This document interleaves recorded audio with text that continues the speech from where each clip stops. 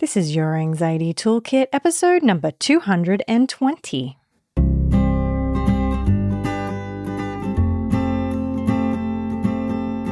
Welcome to Your Anxiety Toolkit. I'm your host, Kimberly Quinlan. This podcast is fueled by three main goals. The first goal is to provide you with some extra tools to help you manage your anxiety. Second goal, to inspire you. Anxiety doesn't get to decide how you live your life. And number three, and I leave the best for last, is to provide you with one big, fat virtual hug. Because experiencing anxiety ain't easy. If that sounds good to you, let's go.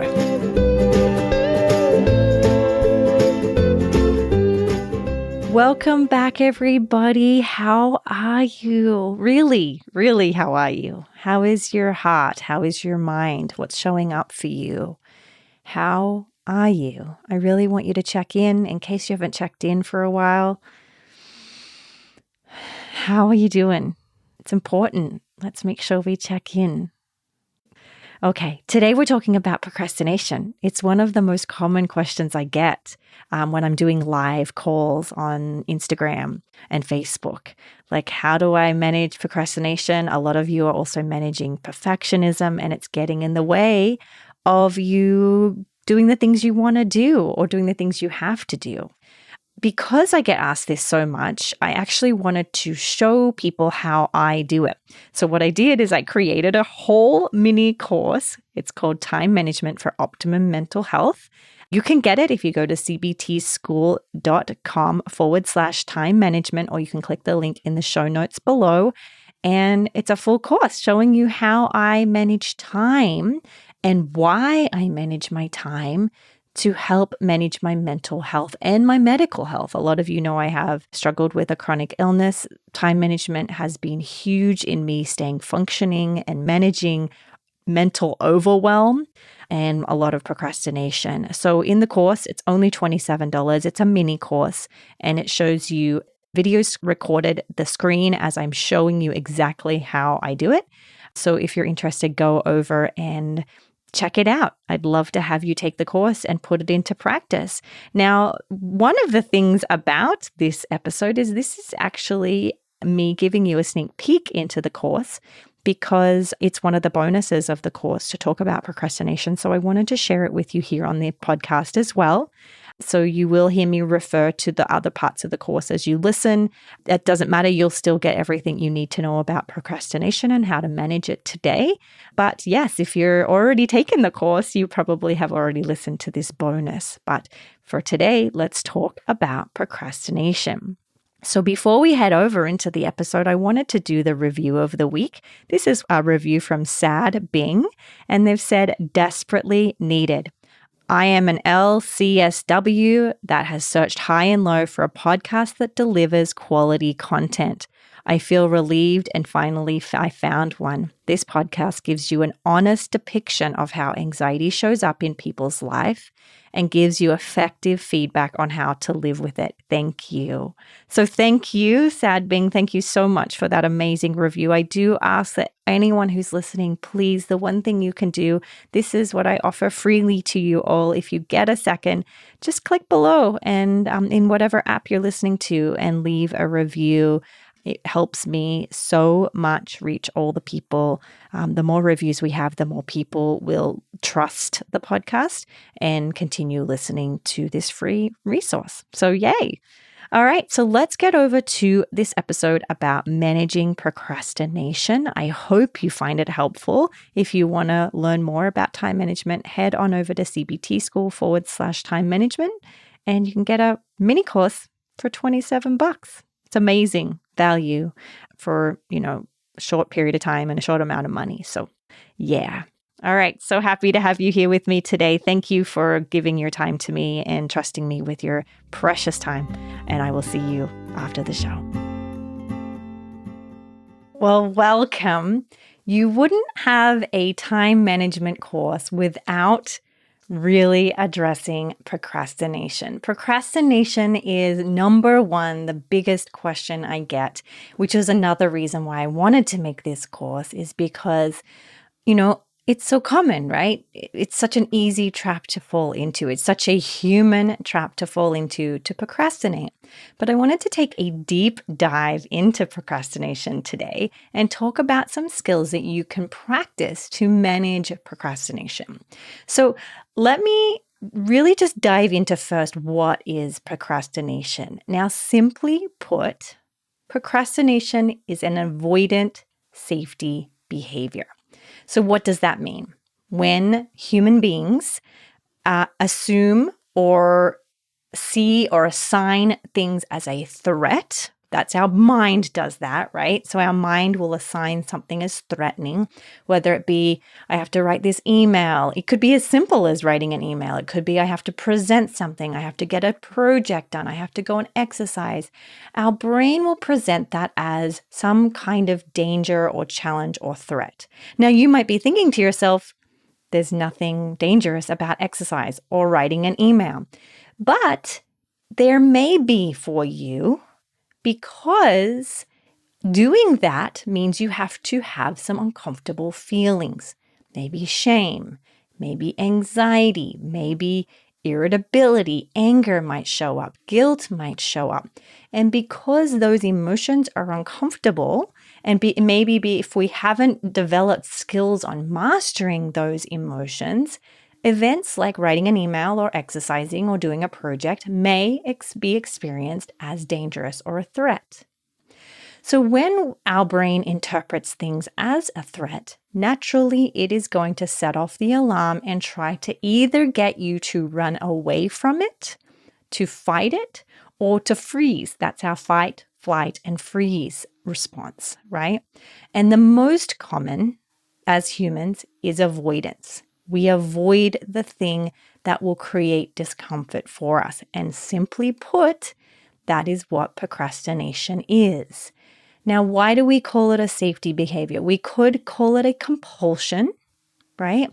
But we call it a safety behavior because not everybody does it compulsively, but they may do it to create a false sense of security, a false sense of safety.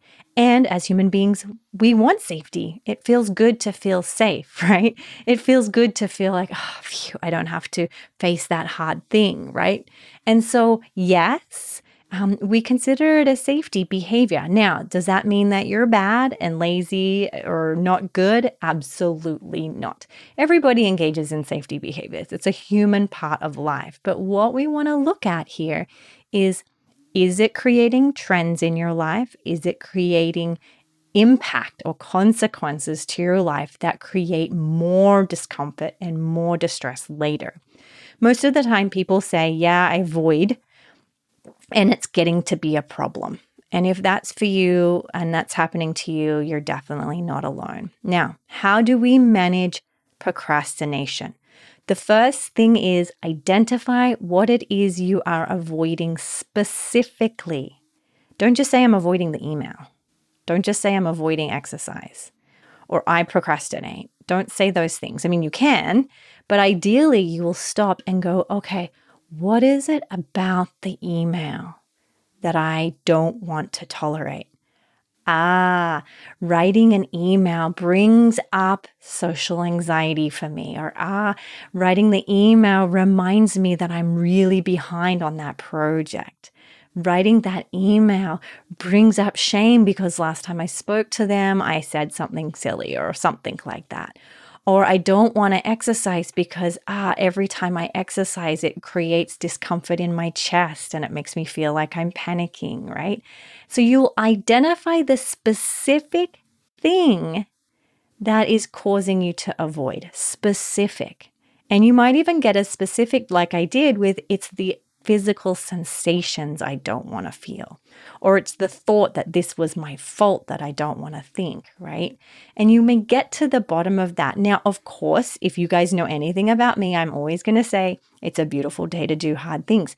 The only way we can overcome these strong emotions, particularly fear and guilt and shame, is to stare them in the face. Our job, and this is what I'm going to encourage you to think about, is to really look at, yes, avoiding what is the pros of avoiding this? And then on the right-hand side, you could write this on a piece of paper. On the right-hand side, what are the cons? What are the consequences of me continuing to avoid this thing? Now, often when you write that down, that in and of itself is a motivator, right? Because you're going, oh my goodness, writing the email is uncomfortable for the duration that I write the email. Not writing it is uncomfortable even when I'm not even working on it because I'm constantly nagged by the fact that I have to write it, or it's constantly sitting on my list, or I constantly see it in the schedule. A lot of you, we're in the time management course, a lot of you have avoided managing time because putting this in the calendar makes you face the fact that you've got something scary to do. Now, you will see me. I'm holding my hand on my chest right now, and I'm sending you much compassion because these are really difficult things, right? These may seem easy for other people, but they're hard for you and me, right? And so we must be compassionate with the fact that they're hard. And here is where I'm going to say, being compassionate can actually take some of that pain away. It won't take it all. You still have to do it. You have to ride the wave of discomfort. It will rise and fall as you go, but you can also be gentle with yourself and reduce your suffering instead of criticizing yourself for how hard it is for you. Don't compare on how hard it is for you compared to your friend or your seatmate or your neighbor. So this is what you do. You practice compassion before you do the activity. First, you commit to doing the activity. You put it in your schedule. You write down when you're going to do it and how long you think it's going to take. And then you practice compassion. Wow, I'm going to be really gentle with myself as I ride out the emotions and the experience of doing that thing. You may want to get a partner, an accountability partner who can help remind you and support you as you do the thing. A lot of my patients have an accountability partner. They're like, it's 3:00. They're texting, it's 3:00. I know you're about to do a scary thing.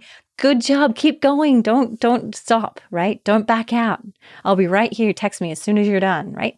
See if you can do that. And if you don't have someone to do that, be that for yourself. So it's in your calendar, you're gentle, you're going to do the thing. What I personally like to do is keep a notepad down next to me as I'm writing an email or recording a podcast or doing something that creates anxiety for me. And I jot down the thoughts and feelings I'm having. Not a lot, bullet points, right? Like, oh, I'm having the thought that this is not helpful. I'm having the thought that this is not good enough. I'm having the thought this should be better. I'm having the thought that I made a mistake. I'm having the thought that this should be going faster or better, like I said. And you may start to notice, and this is true, I've seen a lot of patients say, as you write it down, it's the same 5 thoughts over and over and over. When you're not aware of that, it feels like 55 thoughts or 55,000 thoughts. But once you have it on paper, you will see often our brain is just repeating the same thing. And when you can see that, you can go, oh, brain, I'm sorry that you're sending those messages. Thank you for showing up, right? Thank you for trying to alert me to the possible dangers. But I have avoided this for so long, and avoiding it and procrastinating only delays and continues my suffering. And you feel your emotions. You ride them out. You're tender with yourself as you do the thing, right? And that's how you get through it. Once you're done, you must celebrate and say kind things and congratulate yourself, right? Don't forget that stage because that's so, so important. But the main point to remember here is that avoidance keeps you stuck. Avoiding the thing you're afraid of is actually what then creates some depressive thinking, some hopeless thinking or helpless thinking. I'll never be able to, I won't be able to, I can't. And we really want to be careful of that type of thinking because that is the thinking where depression lives. And again, the more you face the things that are uncomfortable, you will build a sense of mastery of that. It won't go well the first time. I promise you. Most of life is trial and error. I have found the only way to move forward is to practice failing. So here is what I'm going to ask of you. As you practice this activity or practice of not procrastinating, of facing the thing you're afraid of doing the thing you've been avoiding, I want you to practice or remind yourself that you're really not growing if you're not failing. And I'm going to say that again. You're really not growing if you're not failing. Because if you're only doing things that go well, chances are you're avoiding a lot of things. If you're only doing things that are going well, the chances are you're not building mastery with the hard things in life. And life is 50-50, right? We know this, that life comes with 50% good and 50% hard. And we have to practice failing so we can learn how to be better. And this whole course is about that. You're going to practice not procrastinating. You may or may not succeed. That's not really the important part. The important part is that you look at the data being how did it go, like that reassess stage, which we have as one of the steps in the course. Look at the data, what worked, what didn't, and what do I need to change? This is not a perfect practice. It's going to be changing as you change. And so having the ability to adapt and having the humility to say, all right, it's not working. What do I need to do? This has been probably my biggest struggle in my entire life is I avoid looking at the data of what's not going well. If someone tells me what's not going well, I get offended. Instead of going, okay, this is not personal, it's just data. How can I use this data to help me not make the same mistake over and over again? So often I'm churning out a lot of content and I'm not looking at the data when the data could help me to say, what is the most effective? What is the most helpful to other people? How can this be as, jam-packed helpful as possible? I have to look at the data. And in order to do that, I have to be willing to fail. It's okay to fail. This is a practice. It's not perfection. Okay. But when it comes to procrastination, you have to be willing to be uncomfortable. You have to be willing to do hard things. This is why we keep saying it's a beautiful day to do hard things, right? Now, of course, go back, follow the steps of the whole course. You've got to get it in the schedule before you can really do that.